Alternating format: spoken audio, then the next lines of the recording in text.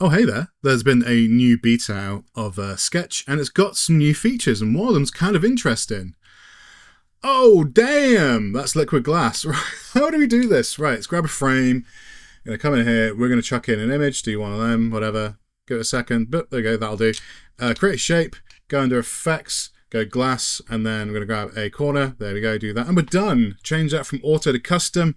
And then we've got liquid glass, including the amount of chromatic aberration around the edges, which we can't see in this image because we've chosen a really bad image. And by chosen, I mean picked one at random, which doesn't have that much cut. I mean, that one's no better. Come on. Come on, random select. Let's try pixels. Come on. Sort your life out. Oh, that's... You've let me down again. But we can still see... You see this fringing? That's chromatic aberration, sir. And yeah, this is like completely real time. There's some jank with my computer at the minute. It's because I'm running the macOS 26 beta because I am an idiot. Don't recommend it. Don't do it. It's way too early. But yeah, there you go, liquid glass. And also you can do your tints, so you can make that like red, whatever. Boop. It's probably too much red. There you go, there's some red. Or we can make a different color. Woo, look at that. Wow, magical. That is basically, in a nutshell, the, well, that's crazy. Whoa, yeah, you've got all the options. You've got all the options. Turn up saturation, turn down saturation. It's all that stuff. This is in beta, so it's definitely not ready for prime time. But yeah, they've turned this around in a week and a half. Pretty impressive. So what else is there? There's some other stuff. Let's do some of the other stuff. I think the other one, which I haven't even tried yet because I got too excited and then started pressing record with that, is apparently, oh, that's my Wacom being rubbish. It's not working properly in this version of macOS.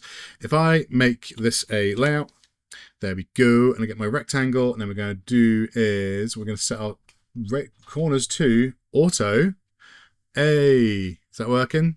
No, hold up. Do that again. Sorry, hang on, I'm being dumb. Let's not make that a stack. Let's make a new frame. There we go. Look at that, fancy. Corners, we're going to turn to a radius. We're going to change to a color so we can see it. We'll grab a rectangle without putting the layout on, and then we're going to change our corners to auto. And then what that's going to do is, if I change the corner radius on my outer guy, it's going to match the radius. So if I make this a known size, let's say this is... So yeah, we will put a new layout on here. So do a layout on there. And then this guy, we're going to do fill and fill. There we go. It's not filling, it's not filling. That's fine. That's fine. You know why? Because it's a beta. So not everything's going to work. That's fine. In fact, actually on our stack, we have some inherent padding. So change that to 0.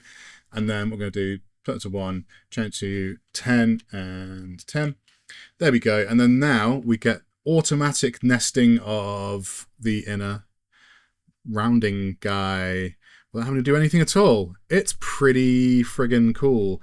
We've also got a thing I've noticed here, which is a little slidey thing, which does, if we hover over it, it says switch between opacity and progressive alpha. So you can do progressive alpha. So basically like an alpha mask without having to mask it, which they didn't even mention.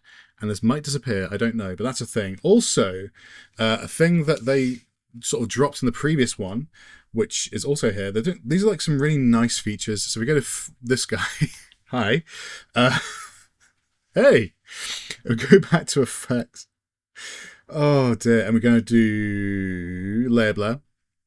And now we've got, a blur.